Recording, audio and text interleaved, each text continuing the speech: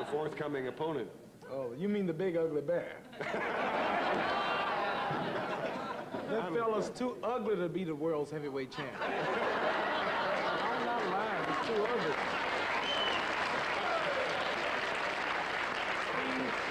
The world heavyweight champion should be pretty like me.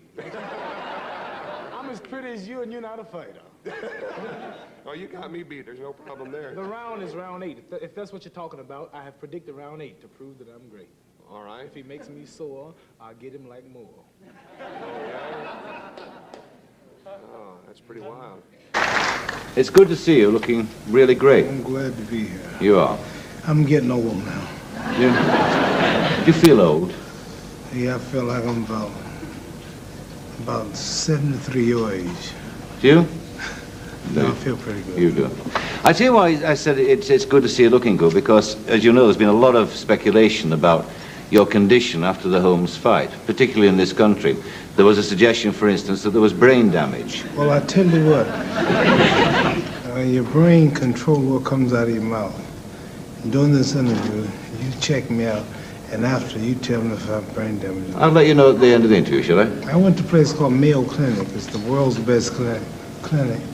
And there were reports about me of brain trouble, kidney trouble, and speech defects. So I went to Mayo Clinic and got a physical. Stayed there about 2 days. And I'm 100% check out. So all of these local doctors and one-horse town doctors can pack up because I got okay from the best clinic in the world. You hope not? It has affected your movement. It has affected your speech. It has affected your facial expression, but it has not affected your mental capacity. Does it bother you when you hear people say, as they do, Muhammad Ali's punch drunk? No. I didn't drink that much. Does it bother you when people say, no, you know, you should have gotten out earlier, you're sick as a result of the punches? No, if I thought if I did, I wouldn't come on the show. You wouldn't come on here? No, because I'd be worried about what you asked me. When you look at the old pictures of the fast-talking, fast-moving... You show me a picture of me. You show me a picture of you and myself. And we look much younger then. Things change. Does your present condition upset you? Does it bother you? Only a trial from Allah. God tries in wealth, tries in pain, tries in failure, whatever. So I don't know what he's in store. You view this as your trial then? Yes. How are you passing it?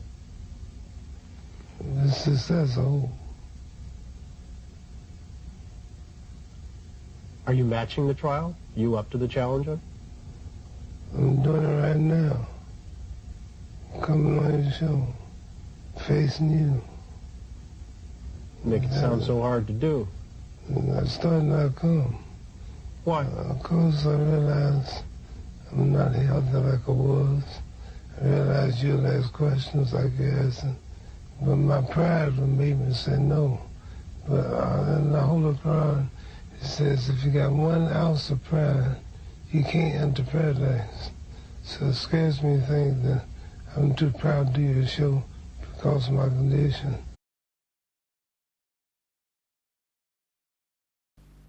I'm not a racist. The only thing about it is that Muhammad Ali can jump around and say, I'm a black militant and I'm not going to let any white boy whip me and all of that. And it's fine for him to do whatever he wants to, but the minute I yell out black conspiracy, I'm a racist.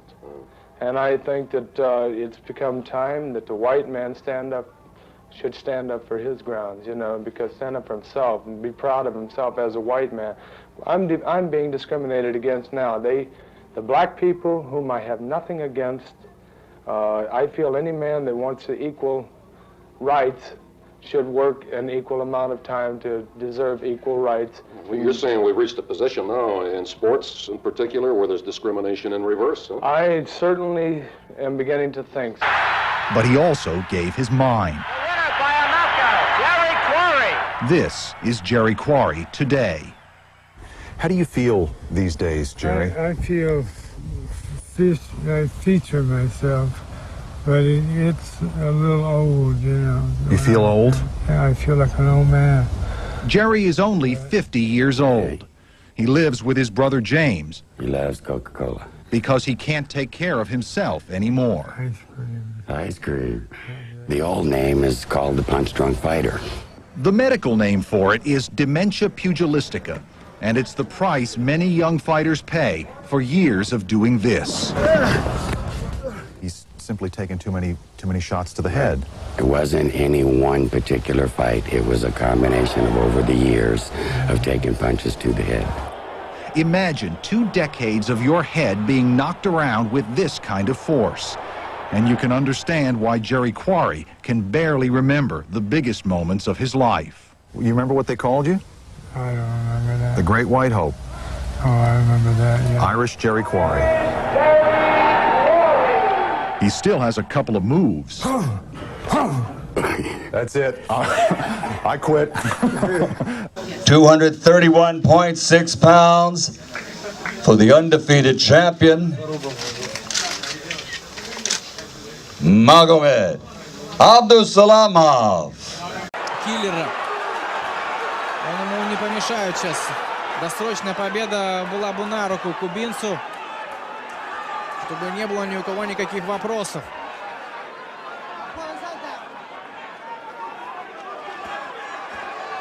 Переса там тоже серьезная травма под правым глазом, гематома. Но пропускал он, будь здоров. Да, похоже, не осталось особо сил у Майкла Переса, чтобы развить свою атаку и, что называется, добить соперника. Рефери тут даже немножко помогает, на мой взгляд, дагестанцу.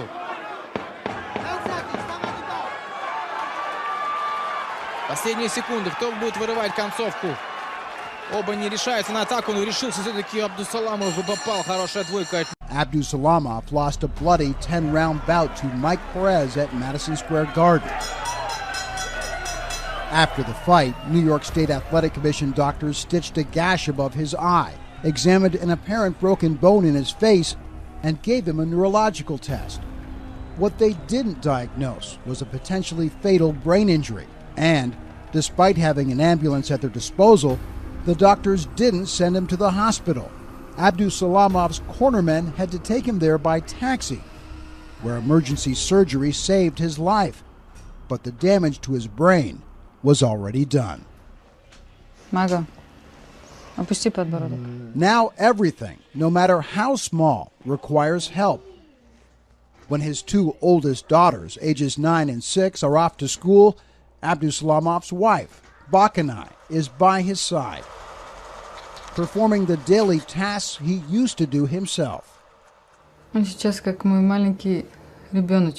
like a little child, my little boy. I have to teach him to walk and talk and eat. I have to teach him like I teach our youngest daughter. He's very dependent on me. Papa. Tuck your chin down. There.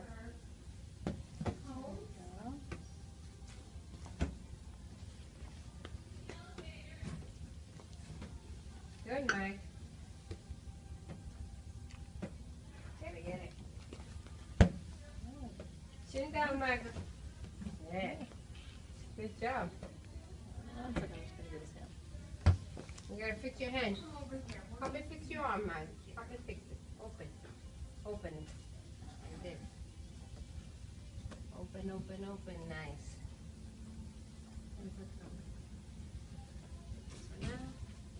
Good? Is that good?